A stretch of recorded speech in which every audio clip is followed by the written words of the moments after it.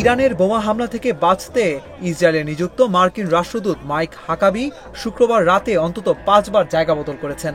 মার্কিন সম্প্রচার মাধ্যম সিএনএন এক প্রতিবেদনে এ তথ্য জানিয়েছে। শনিবার সকালে মাইক হাকাবি নিজেও এ ব্যাপারে সামাজিক যোগাযোগ মাধ্যমে একটি পোস্ট দিয়েছেন। হাকাবি লিখেছেন, ইসরায়েলে এক কঠিন রাত কাটল। প্রতি শনিবার ইহুদিদের সাপ্তাহিক বিশ্রামের দিনটিকে শাব্বাত নামে ডাকা হয়ে থাকে। হাকাবি বলেন, শাব্বাত সাধারণত শান্তিপূর্ণভাবে কাটে, কিন্তু এবার সম্ভবত তা হবে না। শুক্রবার ভোরে ইরানে বিমান হামলা চালায় ইসরায়েল।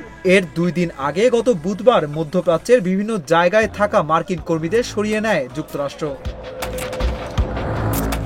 গত বছরের নভেম্বরে আরকানসাসের সাবেক গভর্নর মাইক হাকাবিকে ইসরায়েলের রাষ্ট্রদূত হিসেবে নিয়োগ দেন প্রেসিডেন্ট ট্রাম্প। হাকাবি ইসরায়েলের কট্টর সমর্থক হিসেবে পরিচিত। তিনি একাধিকবার বলেছেন, পৃথিবীতে ফিলিস্তিন বলে কিছু নেই। শুক্রবার ভোররাতে ইরানে বড় আকারে বিমান হামলা চালায় ইসরায়েল। এর জবাবে আজ শনিবার ভোররাতে পাল্টা হামলা চালায় ইরান। 2 দেশই রাতে একে অপরকে লক্ষ্য করে ক্ষেপণাস্ত্র ও বিমান হামলা চালিয়েছে।